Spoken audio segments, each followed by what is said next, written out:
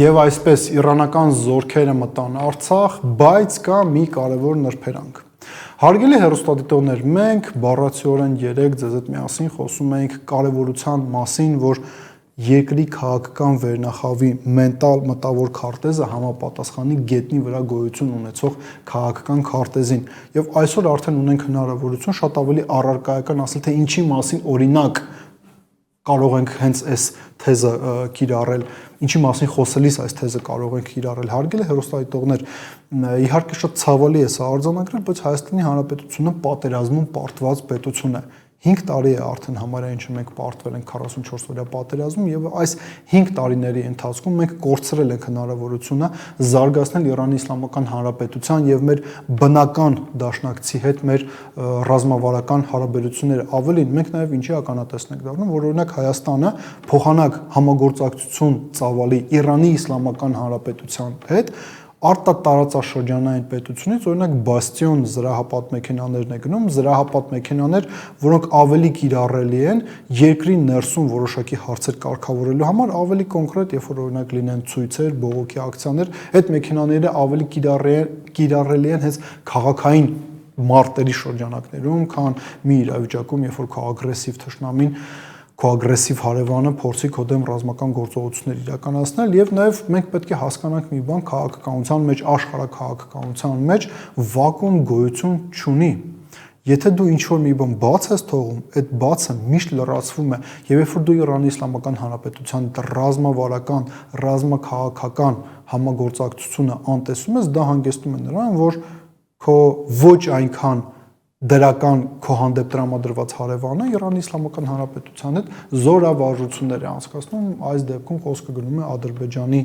մասին եւ արձանագրենք հետեւյալը, որ իրանական լրատվամիջոցների փոխանցմամբ մայիսի 18-ից մինչեւ մայիսի 21-ը Իրանի Իսլամական Հանրապետության հեղափոխության պահապանների կորպուսը եւ ադրբեջանական բանակը զորավարժություններ են անցկացնելու, զորավարժությունները կոչվում են Արազ 2025, արձանագրենք նաեւ հետեւյալը, որ նախորդ տարի էլ անցկացվել էին Արազ 2024 զորավարժությունները, բայց իրանք տեղի են ունեցել Իրանի Իսլամական Հանրապետության տարածքում, բայց այս տարի Արազ 2025 զորավարժությունները տեղի են ունենում օկուպացված Արցախում որոշ փորձագետներ, մասնագետներ նաև նշում են, որ ըստ այն կադրերի, որոնք տարածվել են իրանական եւ ադրբեջանական լրատվամիջոցների պաշտոնական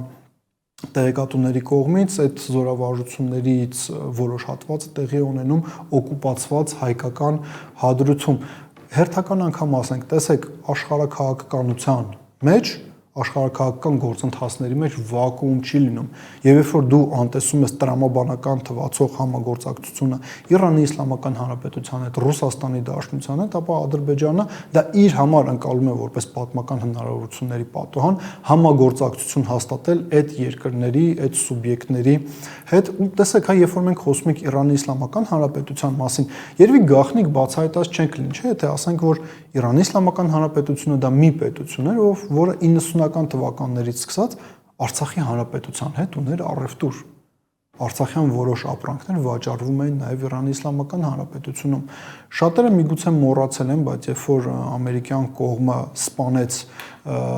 իրանական հեղափոխության պահապանների կորպուսի հրամանատարներից գեներալ մայոր Ղասեմ Սուլեյմանին, Արցախի Հանրապետության այն ժամանակվա անվտանգության խորհրդի քարտուղար Վիտալի Բալասանյանը ոչ միայն համապատասխան հայտարարություն տարածեց անընդունելի համարելով Ամերիկայի Միացյալ Նահանգների կողմից իրականացված այն քայլը, ցավակցություն հայտնելով եղբայրական իրանական ժողովրդին, այլ նաև ըստ որոշ տեղեկությունների նաև Իրանի Իսլամական Հանրապետությունում էր եւ մասնակցել էր Ղասեմ Սուլեյմանի հողարկավորությանը։ Հիմա տեսեք, այդ նույն Իրանի Իսլամական Հանրապետությունը փոխանակ ռազմավարական համագործակցությունը խորացնի Հայաստանի Հանրապետության հետ, խորացնում է ռազմավարական համագործակցությունը Իրանի Իսլամական Հանրապետության Ադրբեջանի հետ։ Հարգելի հեռուստադիտողներ, 5 տարի է իսկապես անցել պատերազմական գործողությունների ավարտից հետո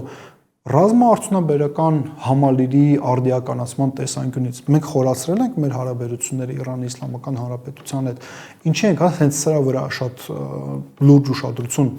կարծում ենք, որ պետք է դարձնել իրանական անօդաչու թռչող սարքերը իրավիճակ են փոխում ուկրաինական մարտերի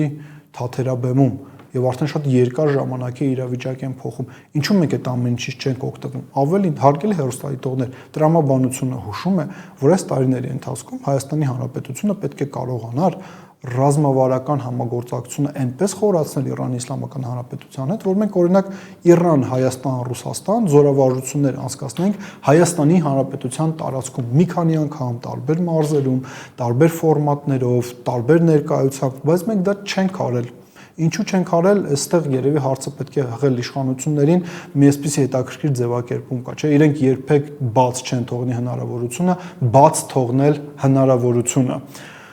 Երեք մենք նաև խոսում ենք հետևյալի մասին, որ Հայաստանի Հանրապետության երկրորդ նախագահ Ռոբերտ Քոչարյանը հարցազրույց էր տվել եւ բացի ներքաղաքական իրադարձությունների վերաբերյալ իր գնահատականներից, նաև աշխարհաքաղաքական առումով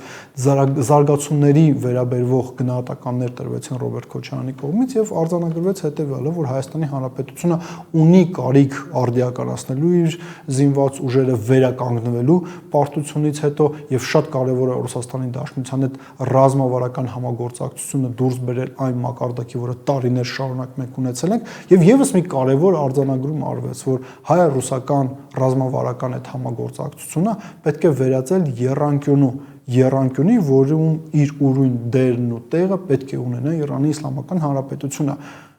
Սա տրիվիալ ճշմարտություն է, որը ստիպված են կրկնել Ռոբերտ Քոչարյանը, մի շարք փորձագետներ, վերլուծաբաններ ստիպված են սա կրկնել, բայց արձանագրենք հետևյալը, որ փոխանակ Հայաստանի Հանրապետության իշխանությունները վերջին 5 տարիների ընթացքում կարողանային ձևավորել Երևան, Թեհրան, Մոսկվա եռանկյունի, մենք ունենք մի եռանկյունի, Նիկոլ Փաշինյան, Արմեն Գրիգորյան, Արարատ Միրզոյան, ովքեր օրինակ ի թիվս այլնի իրենց մեջ կա մի անձնավորություն, ով հնարավոր էր համարել, որ Իրանի Իսլամական Հանրապետության հետ Հայաստանի Հանրապետության սահմանը ինչ որ մի պահի փակվի։ Մենք այդ եռանկյունու գործունեության շրջանակներում ունենք մի իրավիճակ, երբ որ Հայաստանը անհասկանալի պատճառներով Իսրայելում բացում է իր դեսպանատունը։ Մենք հանգել ենք մի իրավիճակի, որ փոխանակ ձևավորվի Հայաստան,